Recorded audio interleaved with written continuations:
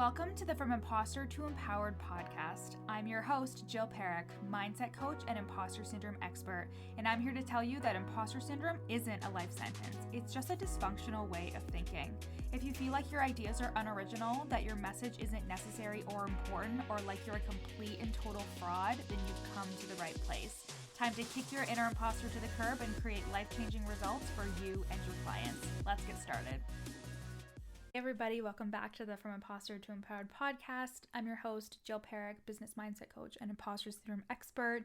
And this is part 3 of the Overcoming Imposter Syndrome Series, where we talk about overcoming imposter syndrome at different stages of your coaching business. And this is, like I said, part 3, which is when you're selling and you're working with clients.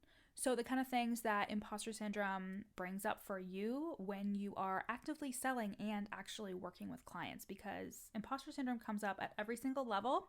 I'm also going to be doing something for my 6-figure entrepreneurs that are dealing with imposter syndrome. That's coming in the near future.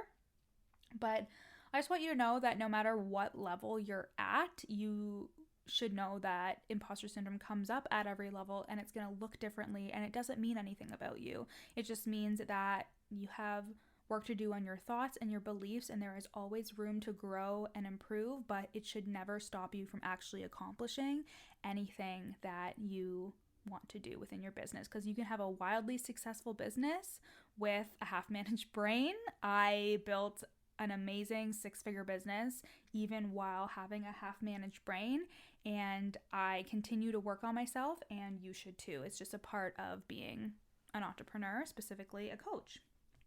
So another thing is, this series is largely in part to bringing awareness to the things that imposter syndrome may manifest in your business in terms of problems and things that you're not entirely thinking through and roadblocks. And we do it all. We solve it all. We work through all of these things within the Worthy Woman method. This is my lifetime access group coaching container, where you get lifetime access to group coaching calls, a Slack community for on-the-go coaching, and an ever-flowing client portal full of resources that help you build and grow and scale your business, and actually creating a life that you're obsessed with, not just a business that you're obsessed with. Because I believe in having a life and a business that you love, not just building a business that you love, but also paying attention to your goals and your values and what you truly want out of life.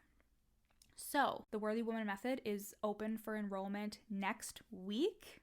I'm so excited. This is our second enrollment that we are opening the doors up. There are already amazing women inside who are there to support you, and you're going to have a community of sisters, and it's going to be amazing if you join the Worthy Woman Method. And you can go to the link in my show notes and sign up for the waitlist and save $222 on enrollment if you decide to enroll when we launch next week. I'm so excited to reopen the doors, and the content for the launch is just going to be epic. So I'm so excited to share that with you. Again, link in show notes, sign up for the waitlist, and save $222 on enrollment if you decide to join the Worthy Woman Method. Okay, so a couple things that come up when you are actively selling and working with clients. You think that, oh, because I got the clients now, I'm good, I'm Gucci, I don't need anything else. I'm not going to feel like an imposter. Why would I? I'm actually able to get the clients and sell efficiently in order to get the clients. And I have clients now, and I'm working with them. Why would I feel like an imposter, Jill? Well, again, those feelings don't just go away. Those thoughts don't just go away because you have the client. They actually can be exacerbated if you really don't work on dispelling them, disproving them, and working on your thoughts and continuously coaching yourself. One of the things that comes up for my clients a lot is fear that their client won't get the result. I had a client on a coaching call the other day, and she was saying how this one client really wasn't doing the work, and she just didn't know what to do because this person was being charged for her services, for my client services, but she wasn't technically getting results because she wasn't doing the work. And there is honestly a really big piece when it comes to coaching, and that's not taking responsibility for your client's results. We are coming from the notion that you are doing everything that you can to help your client. You are building out the program. You are showing up to the coaching calls. You are being in integrity with the services that you said that you were going to offer to them. But we can't drag people to the water. It's like that horse analogy. Like, you can drag a horse to water but can't force it to drink. The same thing goes for your client. You can't hold their hand through every single process. If you are putting in the work, if you're doing everything that you think you should be doing in order to help them and they're not getting the results, a lot of the time that is not on you. So I want you to think of your best client. The client that does the work, the client that shows up for the calls, wants to make an impact, is really doing all the things that you guys have talked about. She or he is animated, they're excited for the work, they're doing the work. Do you really think that that person is not going to be able to get results? Do you really think, like, let's take for example a health and fitness coach, and you are helping them work on their mindset around eating, and they're excited to do the workouts and they're eating healthy. Do you really think that they're not going to be able to get a result? And we could go into like, okay, what is their desired result? But mostly it is mindset. Like, I remember when I worked with a health and fitness coach, I didn't exactly see the weight loss that I desired, but my mindset changed so much, and that to me was the best result of all. Whatever was going on for her in terms of her own mind and thinking I didn't get Jill results, we just had different expectations of what the results looked like. But I know that I was putting in the work when it came to my mindset, and I knew that any result I was getting was not at her fault. And I know that there are coaches who aren't that in integrity. I know that there are coaches who aren't doing all the things to help us achieve what we want to achieve, but you are not that person. You are a good person who wants to change the world.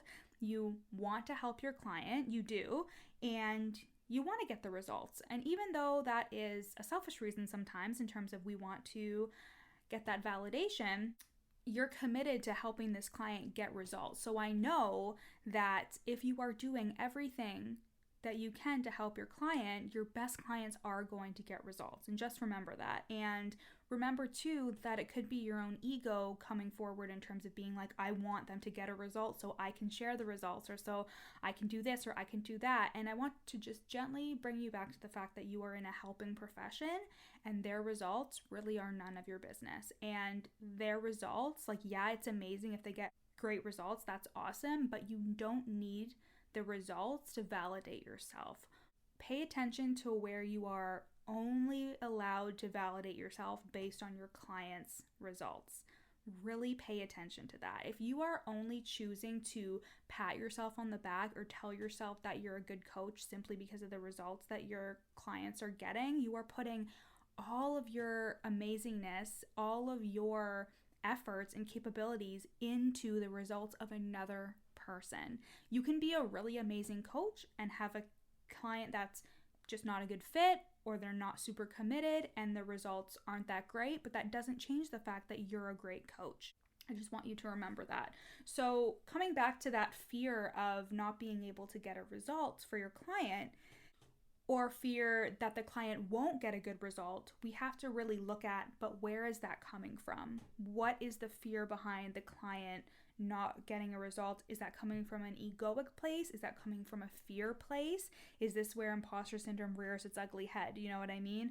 When it comes to thinking that you need the client's results to validate your coaching.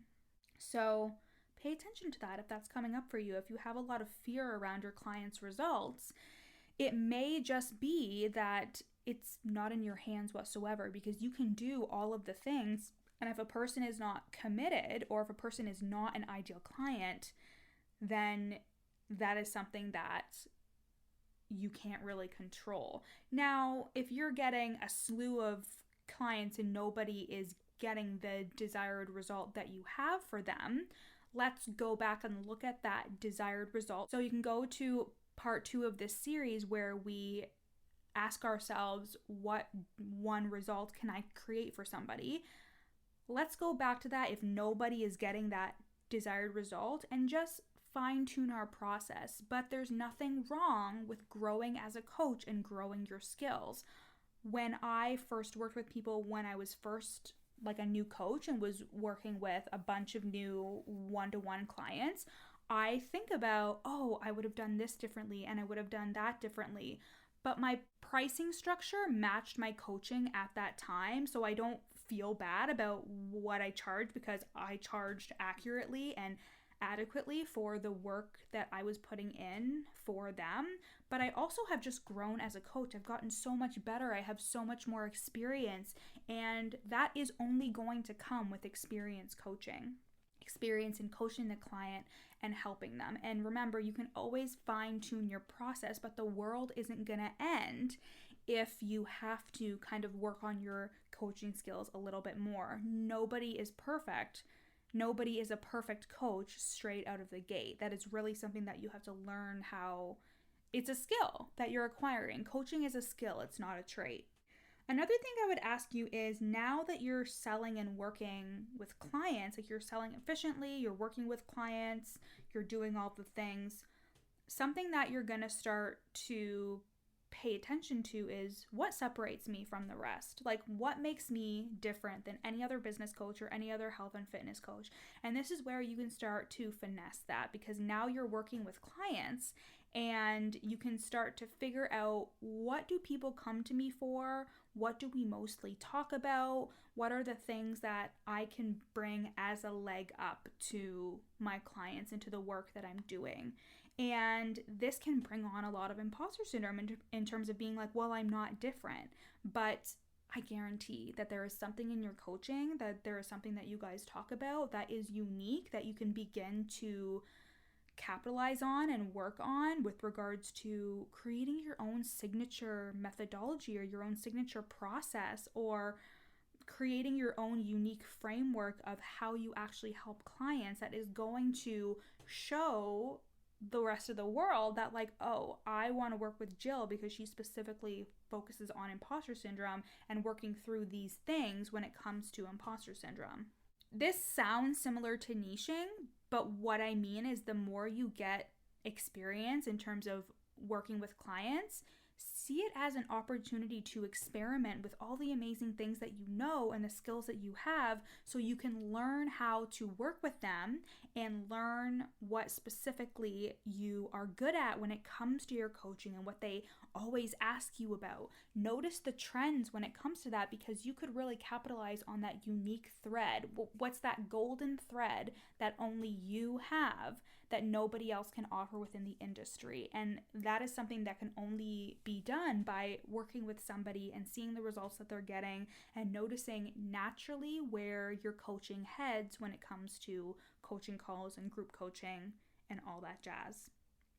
And I want to take it back for a second to the conversation that we were having about external validation. Is, I'm not saying that you need to just focus your business on what your clients think you should do or what you talk about the most. What I mean is to separate yourself from the rest of the industry and focus on how you can become less of a commodity and more of something that people come to specifically for your unique problem. Now, I started out with imposter syndrome, so that was like a specific problem that I said I could do, but what may have happened is I would have told myself I was a life coach or a mindset coach, and I would have started working with people and promoting that. But then I could have found that imposter syndrome was something that I actually could really help people with, and therefore just focused on that. But I started in the very beginning with imposter syndrome, like really early. Like I think it was like the halfway through 2018 I was talking about it. So I hadn't seen the results there yet, but I just knew that there was a gap in the industry, and that was something that you can focus on as well. Is there a gap in your industry that nobody else is really focusing on? And this can only come with experience in working with clients and figuring out what that golden thread is that you can bring. But this doesn't mean that you're gonna shape your whole business around something that you don't want to talk about, right? And that's where we come around to the external validation in terms of let's learn how to validate ourselves. How can you validate yourself when it comes to your business and when it comes to the results that you can get for people? What are some ways that you can celebrate your own accomplishments and really focus on, I don't need external validation? Now, as humans, we all seek that external validation, but as a coach, especially because your creativity and your inspiration comes from inside of you, your offers and your programs and all of that has to be nurtured with inside of you. You really need to start focusing on going inwards more and being proud of yourself and proud of your accomplishments and looking back and seeing how far you've come and being so grateful for everything that you have and everything that is to come. That is an internal process that you need to be consistently working on, because your results are just going to get bigger and bigger and badder, like in a good way. Like they're just going to be ever growing. Like you're going to constantly be growing your results, and that means that the milestones and your achievements are going to get more and more, and you can get really caught in this addiction cycle of thinking it's never enough. But when you come back to being present, when you come back to acknowledging to yourself, I have come so far, I'm so grateful for what I have and all that is to be. When you come back to being present, you can cultivate those feelings of safety and feeling good, and you need less external validation when you do that. You are more grounded in purpose and more grounded in the fact that you are doing big, amazing things, and you need to consciously and intentionally take time each day to validate yourself. So important during this time, especially because you're working with a lot of people. So if you have like a roster of clients, you're working with a lot of people, you could take on a lot of their energy and their emotions, and you kind of can get in your head in terms of like, oh my God, am I doing this right? Am I getting them results? Like, is this working? Where am I going with this? Blah, blah, blah. So really important to come home to yourself often, like every single day. I do my routine in the morning. I do my meditation. I do my EFT tapping. I do my journaling. I do my self-coaching, because that's how I come back to my own thoughts and my own feelings. And that's how I learn to validate myself. So I don't need anybody else to tell me that I'm a good coach. I know that I am. And I know that there's also room for improvement and room to grow, because that's how it is in the world, right? Like we're never perfect. We're constantly learning and growing, and you need to adopt that emotional resilience for yourself, especially when you're working with people. And finally, the fear of being seen. This is something that I actually talked about in a podcast like a couple of weeks ago. Like literally within the last month, I talked about the fear of being seen. So if you really want to get deep into that, you can go to that episode. It's number 95. But the fear of being seen more is a real thing, and this is where imposter syndrome comes in. Is you are afraid that, okay, now I'm getting more clients, I'm more visible, people are actually working with me, they're really seeing me, and this can bring up so much imposter syndrome for you, especially because you fear that maybe your opinions or your message could be disputed. Like someone could say, well, no, that's not true, or I don't think that this can get results, or I don't think this is right. So once again, check in with yourself. Check in with, do I have a fear of being seen? We think that we have a fear of failure, but in reality, you don't fail unless you quit. The fear of being seen is so much more relevant. The fear of success is so much more relevant when you become a coach, because when you become more successful and you're seen more, you're seen for who you really are. You're seen for the actual opinions and beliefs that you have. And if you are not super grounded in those things, if you are not super confident in those things, it's going to turn into like fears and doubts, and you're going to question yourself, and then you're just going to go with what everybody else thinks, and there comes that people pleasing side of you that may come out. And that's why it's really important to nurture yourself, to validate yourself, to spend time coaching, self-coaching and receiving coaching on your thoughts and your beliefs and your resistance and your mental limitations and blocks, so the fear of being seen isn't as relevant. So you know that when you show up, you're showing as authentically you and you are being seen and you are confident in being seen, because that is the reality. When you get more clients and when you start like going on podcast tours and when you start really putting yourself out there and knowing that, okay, now I'm being seen, like now I'm a big deal. And I want you to adopt that, like adopt the fact that you are a big deal. And maybe think about, what thoughts do I have around being seen? What thoughts do I have around being a big deal, around making an impact, about being a thought leader? What thoughts do you have around that? Because if there's a lot of imposter syndrome and I'm not good enough, those are things that could potentially block you from actually achieving everything that you want to achieve. You can say, oh, I have this goal to be this big CEO and make all this money. Well, making more money in this space means being more visible, means working with more people, which means getting referrals and having more clients and then ending with those clients and getting new ones. And it takes a lot of courage and gumption to be a leader in this space. And being a leader means that you have your own thoughts and opinions that may be different from other people. And are you grounded in those decisions and those beliefs? When you think about being a standout person in your niche, when you think about being different than everybody else in terms of what separates you from the rest, do you feel like you could back yourself up? You need to have your own back. You need to have inner trust, and you need to have your own back to the end.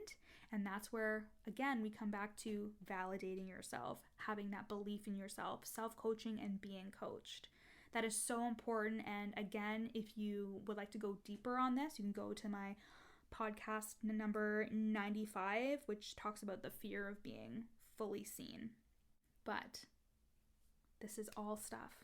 Everything that we've talked about in this 3-part series, especially this part, is all things that we cover within the Worthy Woman method. I have scoured the coaching industry from top to bottom in terms of content, sales, breaking through objections, inner trust and decision making, overcoming limiting beliefs and imposter syndrome, EFT tapping to help release old beliefs and tap in new ones. There are so many resources and exercises and processes within the Worthy Woman method that helps you build and grow and scale your coaching business to be the one that you've always dreamed of. So you can have a life, not just a business where you're hustling and working all the time, but actually a life and a business that is working towards the goals that you have for yourself. And it's an amazing community. It's the support and the coaching that you need, and it's lifetime access. And that's lifetime access to the group coaching calls, to the Slack community.